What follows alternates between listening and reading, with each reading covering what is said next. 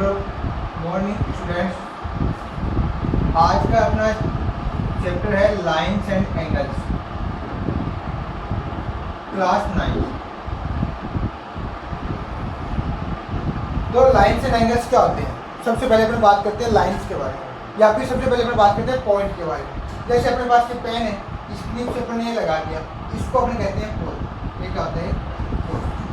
यानी पेन की लीव अपन ने जहाँ पे रखी तो जो अपने पास एक मार्क सा बना, डॉट सा, उसको अपन कहते हैं पॉइंट। ठीक है। अब दूसरा पॉइंट के बाद दूसरा नाम आता है एक रे। रे क्या होती है? तो ऐसी एक सीधी, जैसे सूरज है, सन है, सन से क्या आती है? एक रे आती है, यानी जिसका स्टार्टिंग पॉइंट अपने को पता है, यानी एक सीधा डिस्टेंस जिसका स्टार्टिंग पॉइंट अपने को पता हो और एंडिंग पॉइंट अपने को नहीं पता हो, उसको अपन कहते हैं रे। ठीक है। यानी पॉइंट क्या होता है? जैसे डॉट लगाया वो क्या हो गया? पॉइंट हो गया। फिर अपन बात करें रे की। रे क्या होती है? यानी एक ऐसी सीधी पॉइंट, सीधी डिस्टेंस जिसका स्टार्टिंग पॉइंट अपने को पता हो और एंडिंग पॉइंट अपने को नहीं पता होता, उसको अपन कहते हैं रे। जैसे अपन सूरज से समझ सकते हैं इस बात को कि अपने को पता है कि जो रे होती है वो सूरज की स्टार्ट कहाँ से होती है? सन से होती है, लेकिन वो एंड कहाँ पर होती है उसका अपने को नॉलेज नहीं होता, तो उसको अपन क्या कहते हैं? रे कहते हैं। रे के बाद आता है लाइन। लाइन क्या होता है? यानी एक ऐसा डिस्टेंस जिसका ना तो अपने को स्टार्टिंग पॉइंट पता हो और ना ही उसका एंडिंग पॉइंट बताओ, यानी इधर भी कितनी भी जा सकती है और उस साइड भी कितनी भी जा सकती है, तो उसको क्या कहते हैं? लाइन कहते हैं। फिर अपनी अगली बात आती है लाइन सेगमेंट। Line segment. तो लाइन सेगमेंट क्या होता है? लाइन सेगमेंट का मतलब होता है कि एक लाइन जिसके कोई भी दो पॉइंट, मान लो एक पॉइंट ये है और एक पॉइंट ये है, ए मान लिया इसको, इसको बी मान लिया, तो दो पॉइंट के बीच का जो पॉइंट दो होता है, जैसे ये ए बी बने यहाँ से लेकर यहाँ तक, इसको अपन क्या कहते हैं? लाइन सेगमेंट कहते हैं। यानी लाइन सेगमेंट को इस प्रकार डिनोट किया जाता है, ए और बी, इसके ऊपर एक लाइन बना दी जाती है, वो क्या होता है? लाइन सेगमेंट होता है। तो पहली बात अपन ने क्या पढ़ा? पॉइंट। पॉइंट क्या होता है? पेन की नीचे जो अपने डॉट लगाया वो क्या होता है? पॉइंट होता है। फिर रे क्या होती है? यानी एक ऐसी स्ट्रेट डिस्टेंस जिसका स्टार्टिंग पॉइंट अपने को पता हो और एंडिंग पॉइंट अपने को नहीं पता हो, उसको अपन क्या कहते हैं? रे कहते हैं। लाइन क्या होती है कि ना तो एक ऐसा स्ट्रेट डिस्टेंस, ना तो उसका स्टार्टिंग पॉइंट अपने को पता है, ना ही उसका एंडिंग पॉइंट अपने को पता है, तो उसको हम क्या कहते हैं? लाइन कहते हैं। लाइन सेगमेंट क्या होता है? लाइन सेगमेंट का मतलब अपना था कि एक ऐसी लाइन, उसके बीच में कोई भी दो पॉइंट है, उनके बीच का जो डिस्टेंस होता है, मिनिमम डिस्टेंस, उसको हम क्या कहते हैं? लाइन सेगमेंट कहते हैं। इतनी बात क्लियर है। लाइन सेगमेंट के बाद अपन बात करते हैं एंगल्स की। लाइन के बारे में बात हो गई अपनी। पॉइंट क्या होता है, रे क्या होती है, लाइन क्या होती है और लाइन सेगमेंट क्या होता है, इसके बाद अपन बात करते हैं। जो कोई भी दो लाइन या दो लाइन सेगमेंट जहाँ भी एक दूसरे को इंटरसेक्ट करते हैं, जैसे एक लाइन सेगमेंट ये रहा और एक लाइन सेगमेंट ये रहा, या दो लाइन मान लो, दो रे मान लो, तो ये जहाँ भी एक दूसरे को इंटरसेक्ट करेगी तो वहाँ पर इस प्रकार का एक शेप बनती है। यानी ये क्या बन गया अपने लिए? जहाँ पर इंटरसेक्ट करती है वहाँ पर क्या बनता है? एक एंगल बनता है। यानी एक एंगल ये बन गया, इधर भी एक एंगल बन गया, इधर भी एक एंगल बन गया और इधर भी एक एंगल बन गया। यानी जब भी कोई दो लाइन एक दूसरे को इंटरसेक्ट करेगी तो वहाँ पर हमेशा चार एंगल बनते हैं। ठीक है। यानी जहाँ भी दो लाइन एक दूसरे को काटती है वहाँ पर क्या बनता है? एंगल बनता है। अब एंगल में अपने पास क्या क्या आता है? दो एंगल कितने टाइप के होते हैं? सबसे पहले पर बात करते हैं एडजेसेंट एंगल।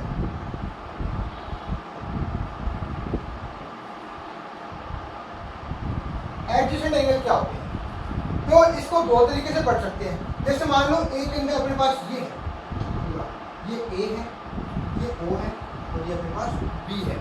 अब इस एंगल को अपने दो भागों में बांट दिया, यानी एक ऐसा एंगल जिसके बीच में एक लाइन कॉमन होती हो, उसे अपन क्या कहते हैं? Adjacent angle. जैसे मान लो ये दो है इस प्रकार, तो देखो एक एंगल तो ये हो गया और एक एंगल ये हो गया। इन दोनों एंगल के अंदर ये एक लाइन क्या है? कॉमन है, इसको मान लिया मैंने P।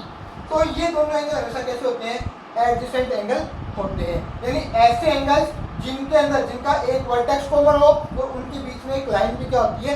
कॉमन होती है, तो उन एंगल्स को अपन क्या कहते हैं? एडजेसेंट एंगल कहते हैं। समझ में आई बात? जैसे ये पूरा एक एंगल था AOB, फिर इसको अपने बीच में एक लाइन आई OP, इस OP ने इस एंगल को दो भागों में बांट दिया, टू पार्ट्स में डिवाइड कर दिया। एक तो हो गया एंगल AOP और एक हो गया एंगल POB। तो ये दोनों एंगल एक दूसरे के एडजेसेंट एंगल होते हैं। तो ये जो एंगल AOB होगा, पूरा एंगल AOB, अब ये जो AOB होगा इसको दो भागों में बांट दिया, तो वो उन दोनों पार्ट के सम के बराबर ये पूरा एंगल अपने पास होगा। यानी एंगल AOB वो किसके बराबर होगा? Angle AOP plus angle POB। ऐसे एंगल्स को अपन क्या कहते हैं? एडजेसेंट एंगल कहते हैं। यहां तक बात क्लियर है? एडजेसेंट एंगल के बाद दूसरा एंगल क्या आता है? एक आता है vertical opposite angle, vertically opposite angle. तो हिंदी में इसको बोलते हैं शीर्षाभिमुख कोण।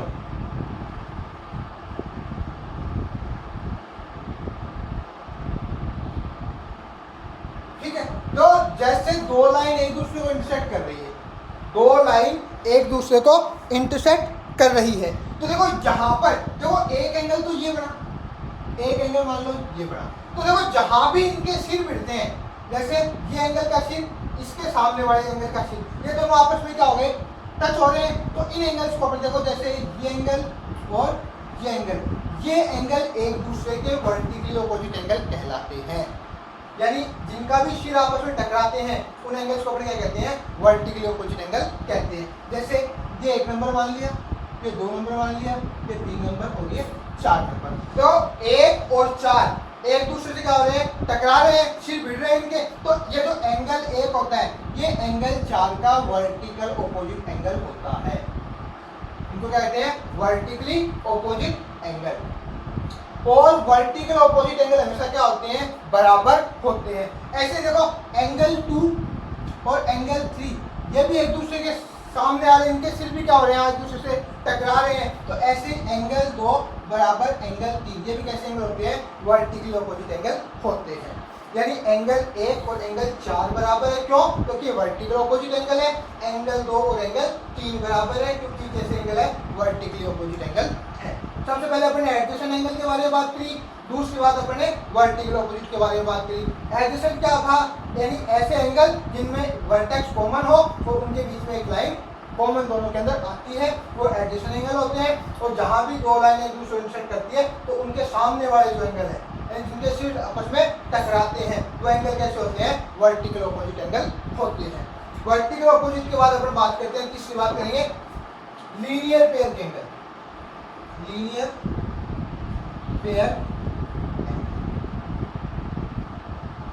तो लीनियर पेयर एंगल अपने बेसिक छोटी क्लास में पढ़ा है। जैसे मान लो एक स्ट्रेट लाइन है, इस स्ट्रेट लाइन पे अपन ने ये पॉइंट किया, एकदम सीधी लाइन है, तो एकदम जो स्ट्रेट लाइन होती है वो उसका जो एंगल बनता है वो हमेशा 180 डिग्री का होता है।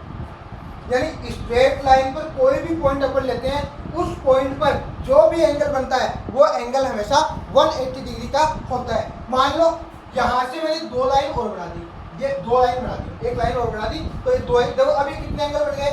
एक एंगल ये बन गया और एक एंगल ये बन गया। तो वही एडजेसेंट एंगल वाली बात हो गई कि इन दोनों का सम हमेशा कितना हो जाएगा? 180 हो जाएगा। मान लो इसको मैंने अक्ष मान लिया और इसको मैंने वाई मान लिया, तो angle x plus angle y बराबर कितना होता है? 180 डिग्री होता है। यानी जो पूरी लाइन 180 की होती है, तो इसको मैंने दो भागों में बांट दिया, अगर दो पार्ट में डिवाइड किया, तो इन दोनों का सम भी कितना होगा? 180 डिग्री होगा।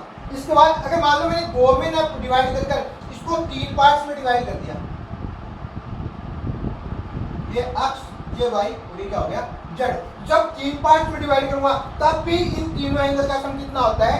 180 होता है। यानी मैं लिखता हूं angle x plus angle z plus angle y बराबर 180 डिग्री। यानी एक ही लाइन पर बनने वाले एंगल्स का सम, एक ही साइड बनने वाले एंगल का सम हमेशा कितना होता है? 180 डिग्री होता है। और इन एंगल्स को अपन लीनियर पेयर एंगल कहते हैं। यहाँ तक बात समझ में आ गई? सबसे पहले एडजेसेंट एंगल, उसके बाद वर्टिकल ऑपोजिट एंगल और उसके बाद लीनियर पेयर एंगल। इतनी बात अपने को समझनी थी। ठीक है, इसके बाद अपन चलते हैं एक्सरसाइज 9 क्लास की एक्सरसाइज 6.1 के ऊपर।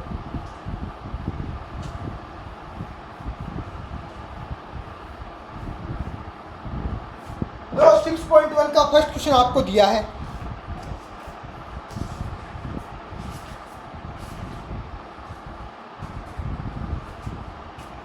तो एक बात और बताता हूं, जैसे ये एक पॉइंट है और इस प्रकार अपने को ये मिल गया, तो देखो ये जो अगर अगला बात करें एक पॉइंट पर चारों तरफ बढ़ने वाले एंगल का सम, मतलब इसका इसका इसका इसका, यानी जो चारों तरफ जो एंगल बनेगा ये एक सर्किल शेप में बनेगा, और जो चारों तरफ बनने वाले एंगल का सम हमेशा कितना होता है, तो x plus angle y plus angle z plus angle w बराबर होता है हमेशा 360 डिग्री होता है। ठीक है, यहाँ तक बात। चलो अब बात करते हैं अपन एक्सरसाइज इक्वेशन। तो फर्स्ट क्वेश्चन आपको दे रखा है, इस प्रकार का डायग्राम आपको दे रखा है, ये है, ये B है, ये O है, ये C है, ये E है। अब आपको कहा कि line AB and CD intersect at O, एक लाइन तो है AB और एक लाइन है CD, वो O पर इंटरसेक्ट करती है एक दूसरे को। If angle AOC plus angle BOE equal 70 degree and angle BOD equal 40 degree, find angle BOE and reflex angle COE। तो रिफ्लेक्स के बारे में अपन बात करेंगे, क्या होता है वो उसके बारे में, पहले अपन इसके बारे में बात कर लेते हैं। तो एंगल AOC प्लस BOE यानी BOE यानी AOC तो ये रहा और BOE ये रहा, इन दोनों का सम अपने को दे रखा अगला 70 डिग्री। यानी मैं अगर इस एंगल को और इस एंगल को ऐड करूंगा तो मेरे पास एंगल कितना आएगा, 70 डिग्री आएगा। फिर अगले ने कहा एंगल BOD इक्वल 40 डिग्री, ये एंगल दे रखा है 40 डिग्री। ठीक है, तो आपको ये बताना है कि एंगल BOE कितने का है, BOE कितने का है। तो सिंपल सी बात है, तो ये एक लाइन थी और ये एक लाइन थी, तो देखो ये दोनों एंगल कैसे हो गए, एक दूसरे को, इस एंगल का सिर और इस एंगल का सिर आपस में भिड़ रहा है, तो इसका मतलब ये एंगल कैसे हो गए, वर्टिकली ऑपोजिट एंगल हो गए। तो मतलब अगर ये एंगल 40 का है तो ये एंगल भी कितने का होगा, 40 डिग्री का होगा। तो अपन लिख सकते हैं कि angle BOD equal angle AOC, तो BOD कितने का था, 40 डिग्री, तो एंगल AOC बराबर कितना आ गया, 40 डिग्री। फिर अपने को एंगल बताना है BOE, तो अपने को बताया कि AOC प्लस BOE बराबर कितने डिग्री का है, 70 डिग्री। तो मैं AOC कितना लिख सकता हूँ यहाँ पे, 40 degree plus angle BOE equal 70 degree. तो एंगल BOE की वैल्यू कितनी आ गई, 70 माइनस 40, तो कितना बन गया अपने पास, 30 डिग्री। यानी ये एंगल कितने का आ गया अपने पास, 30 डिग्री। फिर अगले ने कहा रिफ्लेक्स ऑफ COE, COE ये एंगल है। अब इसका रिफ्लेक्स निकालना है। रिफ्लेक्स का मतलब क्या होता है कि आपको ये उल्टा वाला इधर वाला ये पूरा एंगल आपको निकाल के बताना है। ठीक है, तो ये एंगल आप कैसे निकाल सकते हो, देखो तो आपको इतनी बात पता है कि ये यहाँ से ये कितने कितने डिग्री का है, 180 डिग्री, यानी एक लाइन के एक साइड बनने वाला एंगल कितने का होता है, 180 डिग्री। ये कितने डिग्री का है, 30 डिग्री का। ये कितने का, 40 डिग्री का। ये पूरा एंगल कितने डिग्री का होता है, 360 डिग्री का। तो 180 का तो ये हो गया, 40 का हो गया और 30 का हो गया। तो 180 और 40 कितना हो गया, 220 और ये कितने का हो गया, 30, तो कितना हो गया, 250, तो 250 हो गया। तो अब देखो पूरा कितने का होता है, 360 का। 360 में यहाँ से लेकर यहाँ तक कितने का हो गया अपने पास, 250 डिग्री का। ये आपको बताना था, समझ में आई बात, यहाँ तो कोई दिक्कत, किसी को डाउट हो तो पूछ सकते हो दोबारा।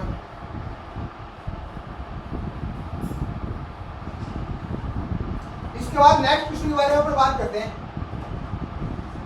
नेक्स्ट क्वेश्चन आपको दे रखा है, इस प्रकार डायग्राम दे रखा है आपको।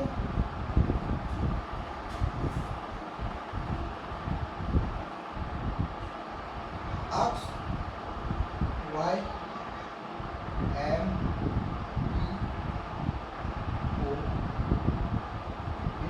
तो ऐसा जहां भी कोना सा लगा हुआ एंगल आपको डायरेक्ट दिखता है, उसका मतलब होता है ये एंगल कितने डिग्री का आपके पास 90 डिग्री का है। फिर इसने कहा ये एम है ये पी है, ये एंगल ए दे दिया आपको और ये एंगल बी दे दिया आपको। अब कह रहे हैं कि अगर ए रेशियो बी बराबर 2:3 है तो कह रहा है कि find angle C. Angle C कितने का होगा? तो सी कौन सा है? ये वाला एंगल सी आपके पास है। देखो आपको क्या पता है, आपको ये पता है कि इस लाइन पर बनने वाले एंगल का सम, यानी ये ऊपर वाले जो तीनों एंगल बनेंगे 90 वाला, ए वाला और बी वाला, इन तीनों का सम कितना होगा? 180 डिग्री होगा। यानी अपन लिख सकते हैं angle POY plus angle POM plus angle MOX बराबर 180 डिग्री। क्यों है 180 डिग्री? Linear pair. उसके बाद तो अभी बात करता हूं मैं, तो ए और बी का रेशियो कितना है? 2:3। तो सबसे पहले मान लो लेट एंगल ए बराबर 2 है तो इसको मान लिया अपन ने 2x, एंगल बी बराबर मान लिया अपन ने 3x। ठीक है, तो यहाँ पर पुट करता हूं मैं इसको POY कितने का है? 90 डिग्री प्लस एंगल POM कितने का है? 2x, ये कितने का है? 3x बराबर 180 डिग्री। 90 हो जाएगा तो माइनस हो जाएगा, 2 + 3 कितना हो गया? 5x = 90। तो x बराबर 5 डिवाइड हो जाएगा, x बराबर 18 डिग्री। x आ गया अपने पास 18 डिग्री। तो देखो एंगल ए कितना था? 2x था, तो एंगल ए बराबर हो गया अपने पास 2 × 18 = 36। एंगल बी बराबर कितना हो गया आपके पास? 3 × 18 यानी 54 डिग्री। यानी ये तो है अपने पास 36 डिग्री का और ये अपने पास है 54 डिग्री का। यहाँ तक बात क्लियर है? इसके बाद एंगल सी निकालना अपने को। तो एंगल सी कैसे निकाल सकते हैं? देखो ये भी पूरी एक स्ट्रेट लाइन है, तो इस पूरे एंगल का सम कितना होगा? 180 डिग्री। 180 में से ये एंगल कितने का आ गया? 54 का। तो एंगल सी कितना बच गया अपने पास? एंगल सी तो मैं ऐसे लिखूं कि angle B plus angle C बराबर 180 डिग्री। क्यों? क्योंकि ये बी और सी एक ही स्ट्रेट लाइन पे बन रहे हैं, तो इन दोनों का सम कितना होगा? 180 डिग्री। तो एंगल बी कितने का था? 54 प्लस एंगल सी इक्वल 180 डिग्री। तो एंगल सी बराबर कितना हो गया? 180 माइनस 54। तो अपने पास कितना बच गया? 126 डिग्री। तो एंगल सी की वैल्यू कितनी आ गई अपने पास? 126 डिग्री। यहाँ तक बात क्लियर है? हो गया अपने पास क्वेश्चन नंबर 2 था अपना एक। अब बात करते हैं क्वेश्चन नंबर 3 की। देख लो एक बार दोबारा, पढ़ लो इसको।